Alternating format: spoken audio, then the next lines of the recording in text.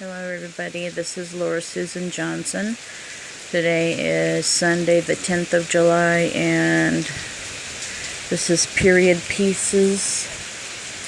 And I'm going to do a review on a TV movie from 1991 called Nightmare in Columbia County. It's also known as Victim of Beauty, but there is another movie called Victim of Beauty, co-starring Sally Kellerman, I believe, or Kirkland.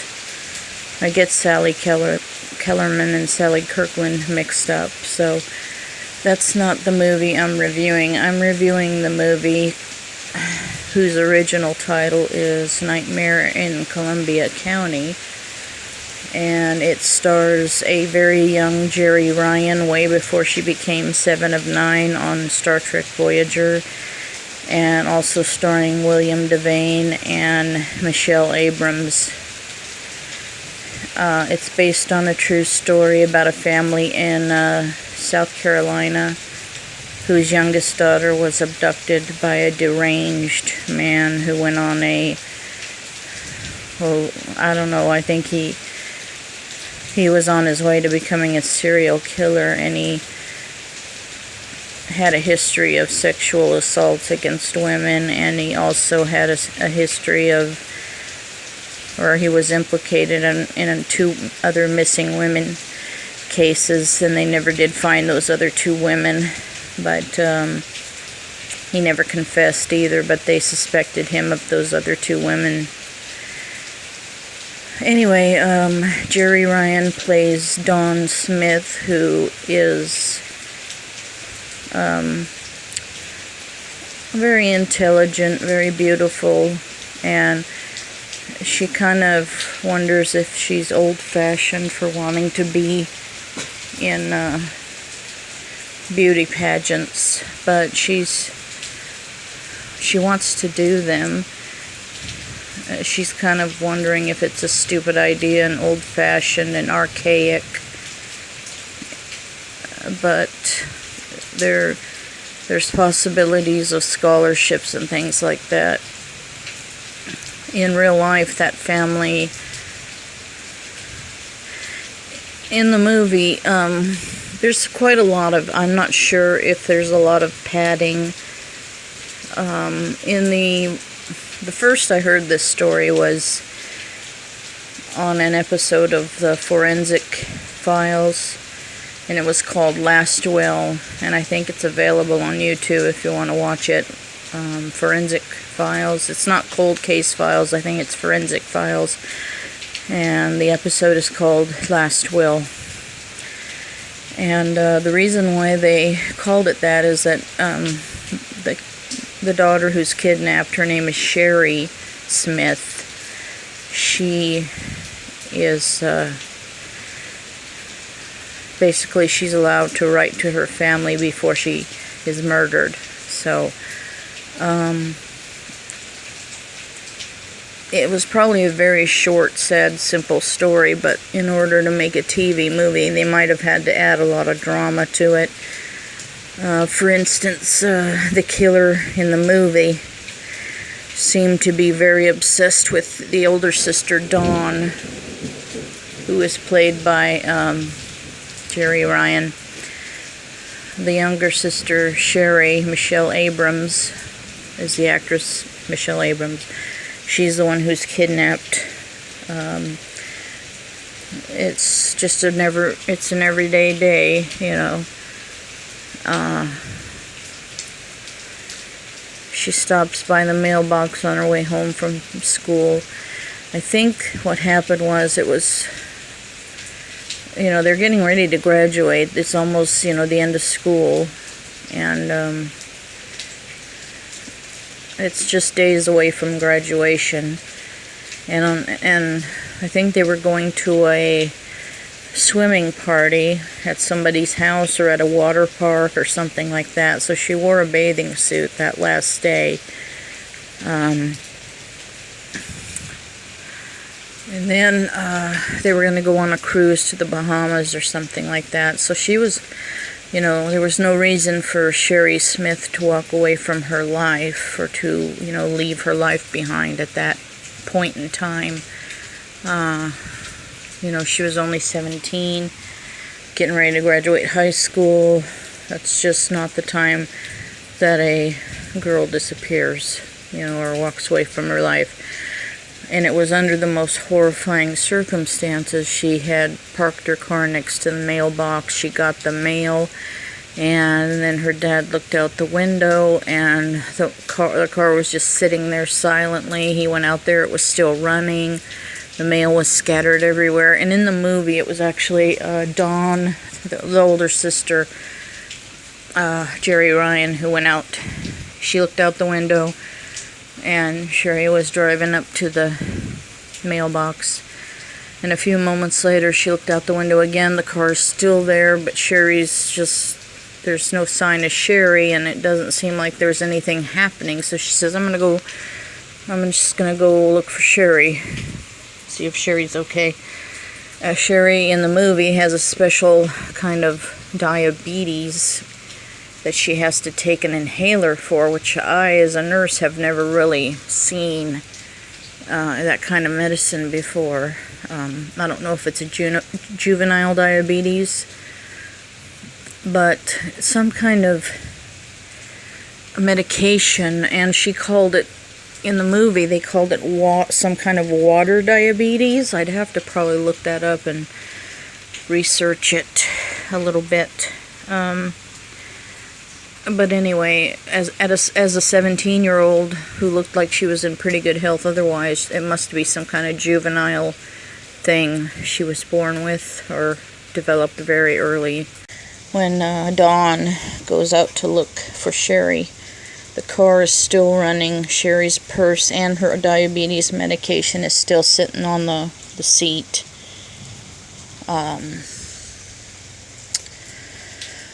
The mail is scattered all over the place. The car, like I said, is still running, and there's no sign of Sheri anywhere. And Sheri has no shoes on because I think they saw her sandals were in the car, or maybe they just knew that she was barefoot that day. I don't know why, but they said she was barefoot when they started searching for her. William DeVane plays the Sheriff Metz. I think his name's Metz, Jim Metz. Yeah, Jim Metz, I think. He's the county sheriff. And he's known the family, you know, for most of their lives. And he asks all those questions that he has to ask first before, you know, really getting to on to other possibilities. You know, if there's any possibility she's pregnant, is there any possibility she's run away? She supposedly has a boyfriend, but we never see him on screen, so there's no connection made with that. I found that a little bit kind of like lacking. If she has this boyfriend, we should have at least seen one scene with him, you know. She doesn't, there's this, you know, a scene with her and maybe a friend or two at the graduation practice, you know, but you don't see her interact with any boyfriends or any boys, period, really. So I don't know. And obviously they must have ruled him out as a suspect right away, because you don't see him at all in the movie. There's just no appearance at all. So they bring in a mobile crime unit, a big old black vehicle, you know, equipped with all kinds of gadgets that they can use to track her, or, you know, trace phone calls and all kinds of different things, just all kinds. But it seems like the thing they do most is trace phone calls. The killer decides, or the abductor at that point decides to make taunting phone calls to the family. In the actual case from forensic files, he makes these calls telling them it's not a hoax, he's got her. And he mostly talks to the mom. And the mom is very, she's very calm and collected. And Dawn doesn't talk to him much at all. I mean, she listens in on the other line, but that's about it. And in the movie, the mother can't. She tries to talk to this guy, and he's very taunting and very creepy. And this mother, in the movie, the mother is just too emotional to handle calls about a man that's holding her daughter captive or whatever. So they let Jeri Ryan's character Dawn handle the calls. I think this is just kind of like a dramatization or fictionalized thing to make things more interesting. I'm not sure. I would probably have to research. There's books been written about this case that I haven't read yet. There may be more to the story than, in the Forensic Files episode. Anyway, so the killer starts talking to Dawn after he sees her on the news.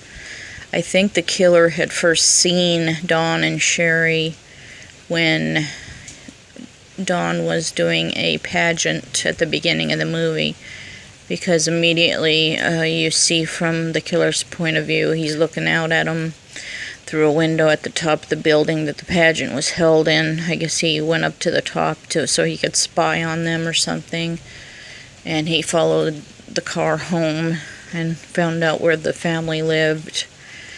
And I think he became obsessed, with kidnapping. Well, I mean, at least according to the movie. I think that was a way for the movie to make, to get it to where he was obsessed with Dawn or Shari or both of them.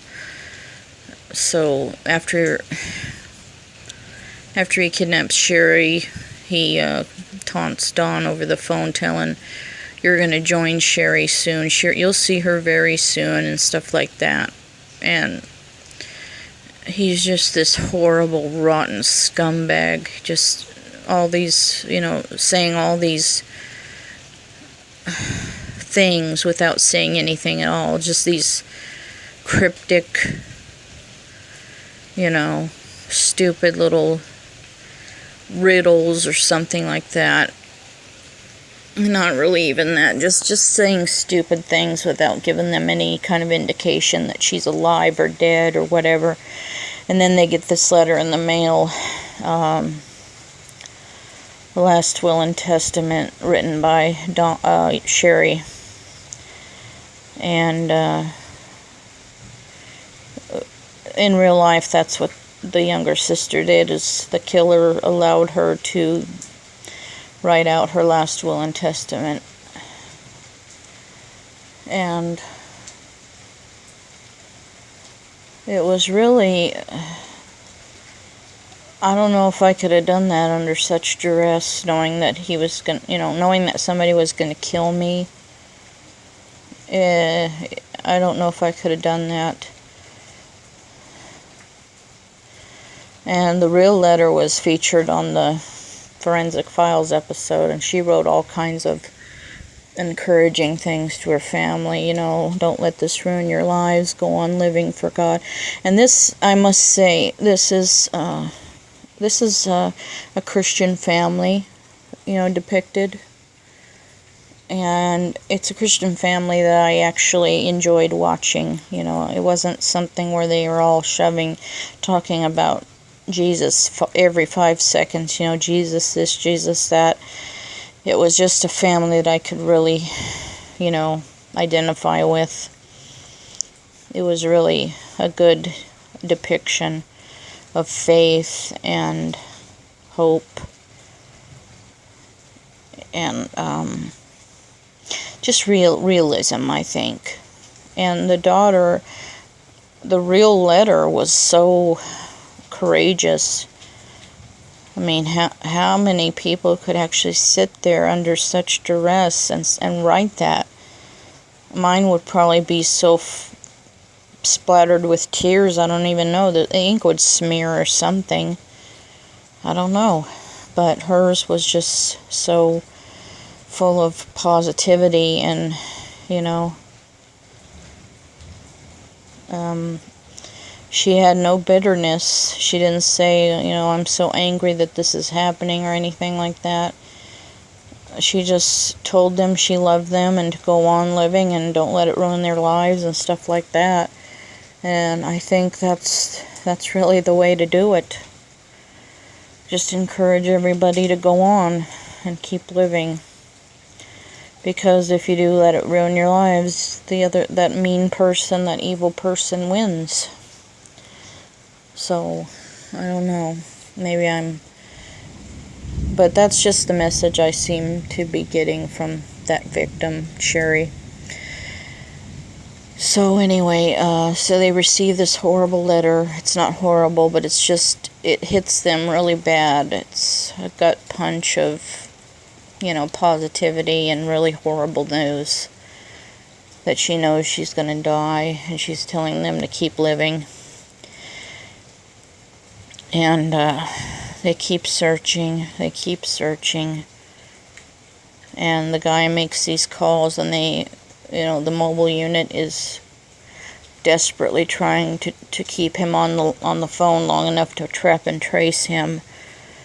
And finally they trace him and trap him a couple of times, but he always seems to be one step ahead. He leaves the phone off the hook, and by the time they race to the location he's called from, you know, he's called from one residence, and I'll get to that in a minute, but a few times he calls from public payphones. And this, by the way, this whole story took place back in 1985, so it's quite a long time ago. And you know, trapping and tracing, that was back in the stages where it took at least 15 minutes. During one call where they actually trace him, he finally says, "You'll find Sheri at the Saluda County, some kind of a lodge. There's a lodge building there, like a Elks Lodge or some kind of Moose Lodge or something like that. And she'll be near that building." And when you say something like that, you know, she'll be near that building, not she's waiting for you or whatever. I don't know, the way he words it, he could have said she's waiting for you, but in his real calls he would say, "God forgive us all," or blessings, you know, blessings await you, or he'd say weird stuff like that. Really weird stuff. Almost like he was remorseful or in mourning, but in this movie he's just mean and hateful and cruel and devious. So they go to this lodge in Saluda County, which is a 15 miles away from where Sheri was kidnapped, and they find Sheri's body. And the killer basically sort of deceived them into hoping she might be alive. This is in the movie. And she'd been dead since the day he took her, according to the autopsy. He killed her within maybe 12 hours of taking her. According to the letter in the forensic files, the Forensic Files episode had her writing the letter around 3:10 a.m. She was abducted on May 31st, 1985. And the letter was written at 3:10 a.m. on June 1st, which was just, a few hours later. And the way he spoke, he killed her around 4 something in the morning, just like an hour or so after she wrote that letter out. And then he mailed it off to the family. So, but the movie kind of made it to where he mailed it off maybe a day or 2 later, not just 1 day later or something. I don't know.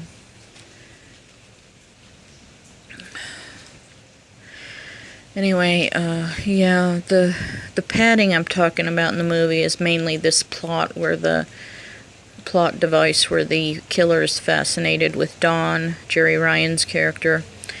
And so they use Dawn to try to get the killer to call a lot. So this is before and after Sheri is found dead. During Sheri's funeral, the killer obviously attends, but he hides in the bushes, or he hides behind, trees. He hides in the distance because there's lots of people there. And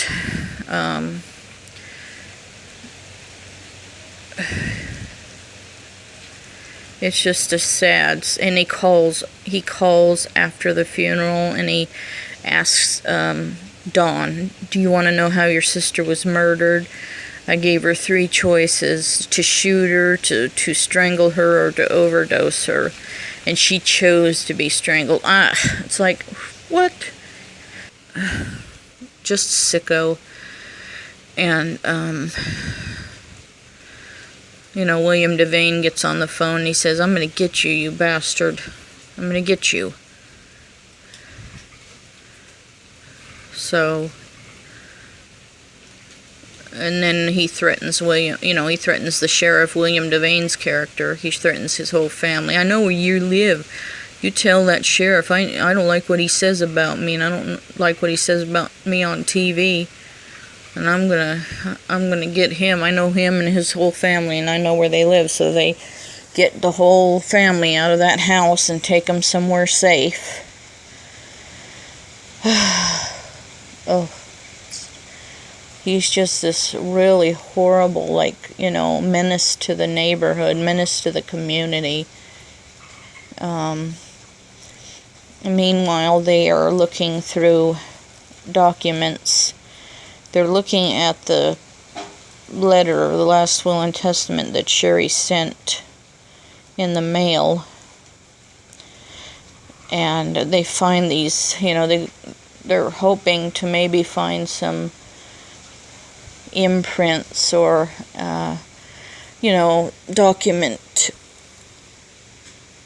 those document specialists are hoping to find if it was written from a pad and there was imprints from a previous piece of paper. And yes, they do find it. They find a grocery list imprinted onto it. They find some partial phone numbers. And so they start trying to track them down. In the meantime, the asshole serial killer, he's becoming one, because he tells Dawn during that phone call after the funeral, he says, "I've already picked out somebody else since I can't get to you yet," because he's already threatening Dawn. "You're going to join your sister real soon. God wants you to join your sister." Just really horrible person, horrible, menacing person. And he tells Dawn that he has this, other little girl. They were calling Sheri a little girl. She was 17, but he was telling Dawn on the phone, "I got this other little girl picked out." And Dawn was telling him, "Please don't do that." And I guess this jerk drives to another county somewhere, and he kidnaps, her real name was Deborah May, was it Melnick or Helnick? I'll figure it out. She was only, I think she was only like 10 or 11. anywhere between 9 and 11, I think she was. She was just a little girl.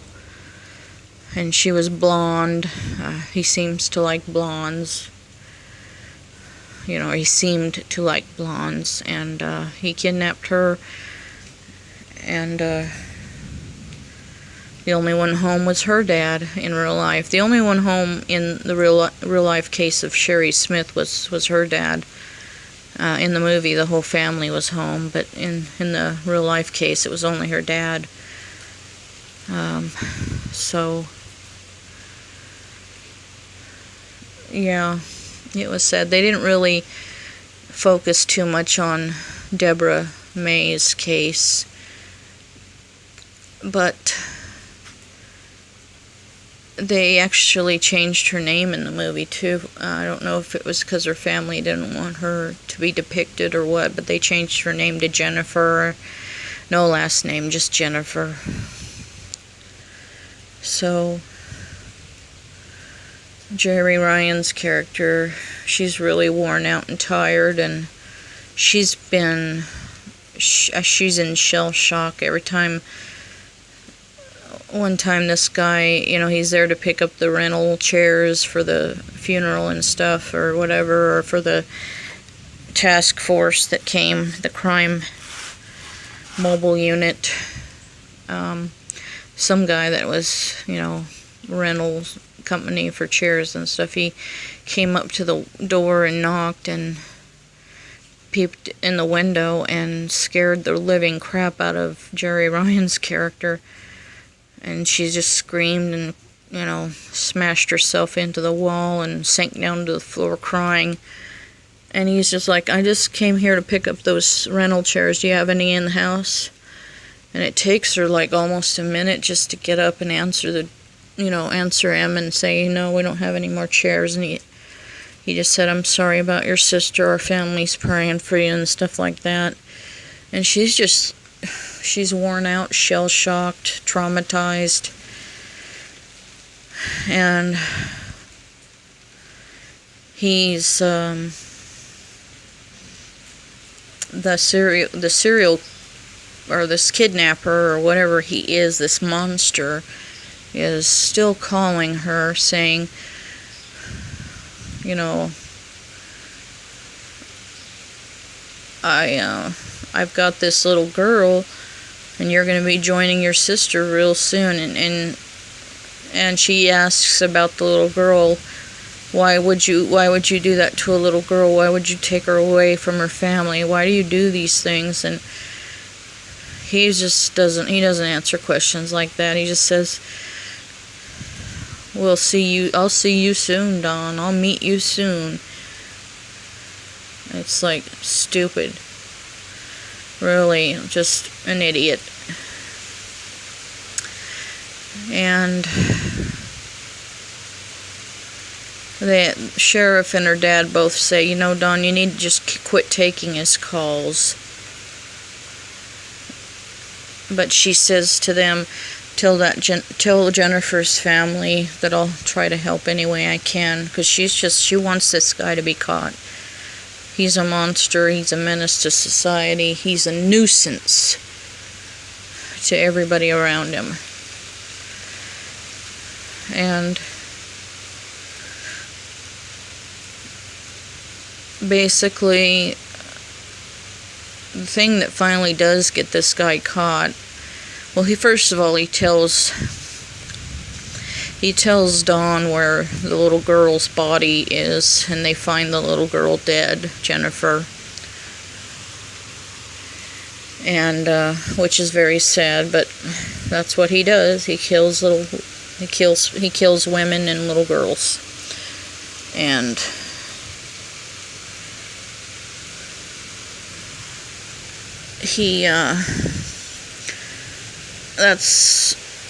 that was the last call he makes.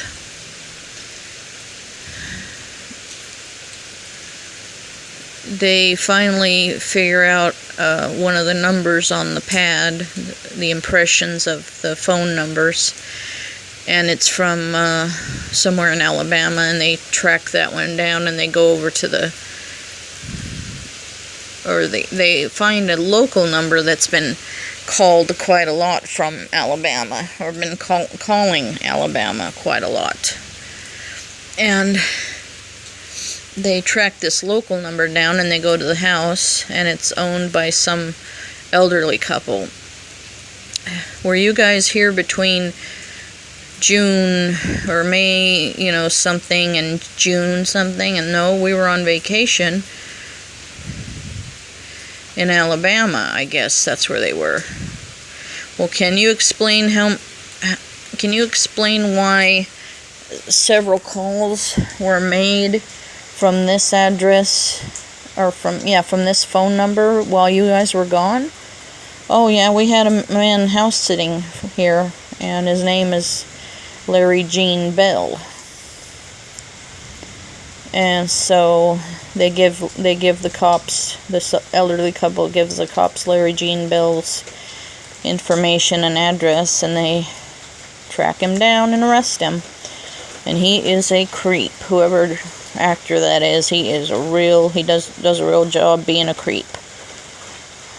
I mean, he has all the mannerisms of, he's like all the serial killers, including Manson, thrown into a blender. He does a good job being creepy. So, he's arrested.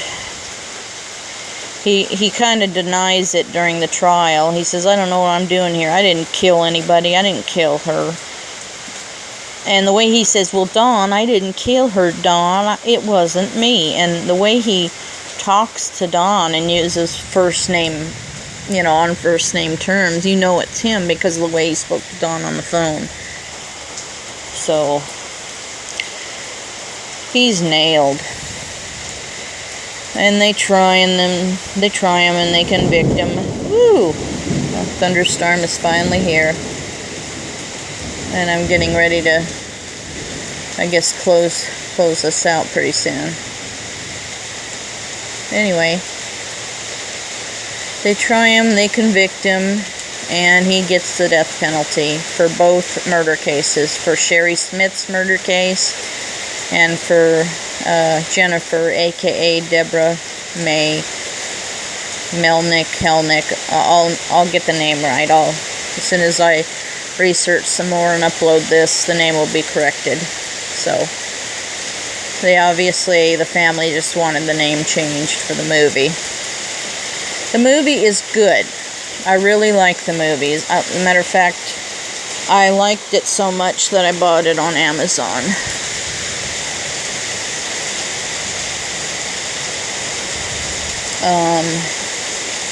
I would give it probably...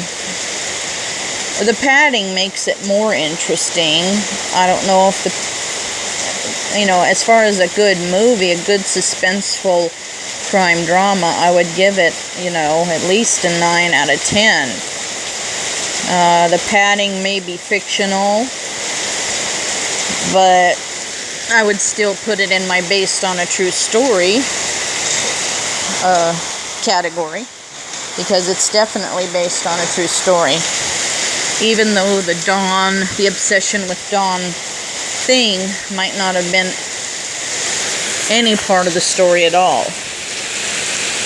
Anyway, Larry Gene Bell was executed in the electric chair in 2007.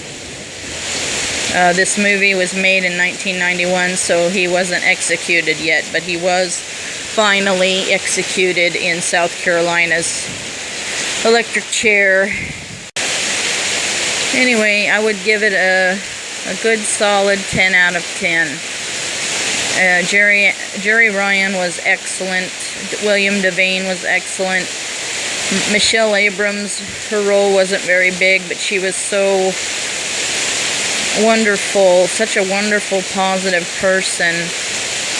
And it was so sad that her life was extinguished. So, Sherry Smith was such a light. And her mother wrote a book. What was her mother's name?